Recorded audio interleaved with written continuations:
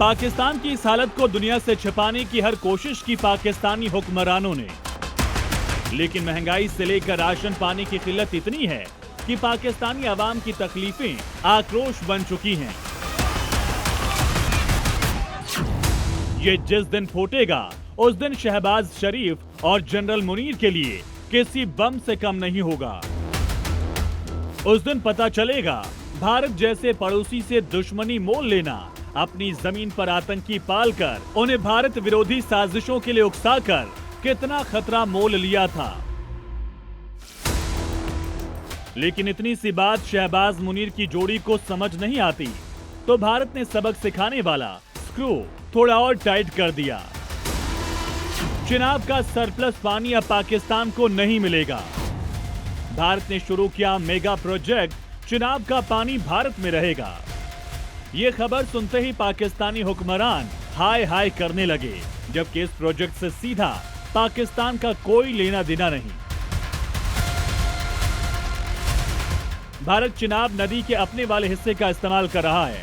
इसके लिए हिमाचल में प्रोजेक्ट शुरू कर रहा है, जिससे सरप्लस पानी अपने सूखे पहाड़ी गांव को मिलेगा। इससे भला पाकिस्तान को परेशानी क्या हो सकती है? लेकिन चिनाब नदी प्रोजेक्ट की खबर लगते ही पाकिस्तान ने इसे इंडिया का वाटर वेपन करार दे दिया। पानी के लिए चिल्लाया पाकिस्तान, कहा भारत का ये वाटर वेपन है।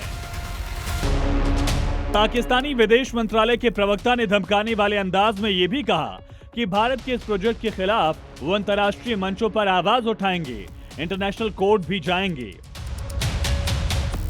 पाकिस्तान की दलील हमेशा से रही है कि 1960 में हुए सिंधु जल समझौते के तहत 3 पश्चिमी नदियां सिंधु, झेलम और चिनाब के पानी पर उसका मालिकाना हक है। पाकिस्तान का तर्क है कि भारत इस तरह एक बेसिन से दूसरे बेसिन में पानी को ट्रांसफर नहीं कर सकता। इसे लेकर पाकिस्तानी नेता पहले भी जहरीले बयान देते रहे हैं। बिलावल पीएम मोदी को टारगेट करते हुए ये भूल गए कि लगातार आतंकी हमलों और उसमें बेकसूरों की हत्या के बाद पीएम मोदी ने ही कहा था कि सिंधु में पानी और खून दोनों एक साथ नहीं बह सकते। अगर पाकिस्तान आतंकी को पनाह देता रहेगा, भारत में खून बहाता रहेगा, तो भारत सिंधु का पानी पाकिस्तान को नहीं देगा। लेकिन बिलावल भुट्टो जैसे पाकिस्तानी लीडर और हुक्मरान इसके बावजूद खून बहाने की बात करते हैं। वो जिस सिंधु जल समझौते की दुहाई दे रहे हैं, क्या भारत वाकई उसे तोड़ रहा है? इसका जवाब समझना हर हिंदुस्तानी के लिए जरूरी है। 1960 की संधि के तहत पूर्वी नदियां यानी रावी, व्यास, सतलुज भारत को और पश्चिमी नदियां यानी सिंधु, झेलम, चिनाब पाकिस्तान को मिली।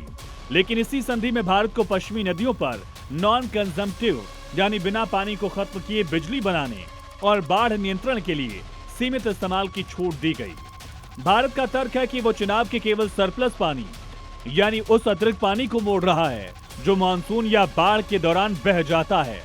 भारत इस पानी का इस्तेमाल अपने हिस्से की व्यास नदी को रिचार्ज करने के लिए कर रहा है। अब समझिए व्यास नदी पर भारत कौन सा प्रोजेक्ट तैयार कर रहा है जिसकी वजह से पाकिस्तान में इतनी हाय तौबा मची।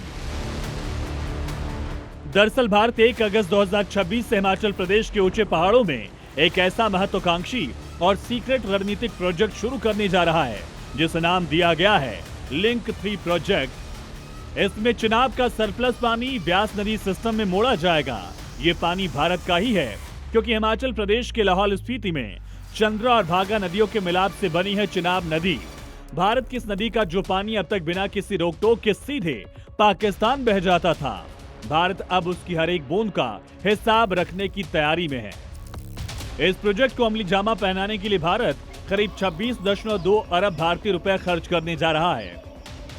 सरकारी एजेंसियों ने इस प्रोजेक्ट के लिए बाकायदा बोली लगाए जाने का भी इंतजाम कर लिया। जैसे ही भारत के इस पब्लिक टेंडर की कॉपी इस्लामाबाद पहुंची, वहां हाहाकार मच गया। पाकिस्तान में पानी की किल्लत वैसे ही इस वक्त भयंकर है। पाकिस्तान में पानी का ये संकट और बढ़ जाएगा जब चिनाब का फ्री वाला पानी भारत में ही रुक जाएगा। तब शहबाज शरीफ और मुनीर देते रहेंगे अपनी आवाम को जवाब कि एक नदी में खून और पानी एक साथ कैसे बहेगा।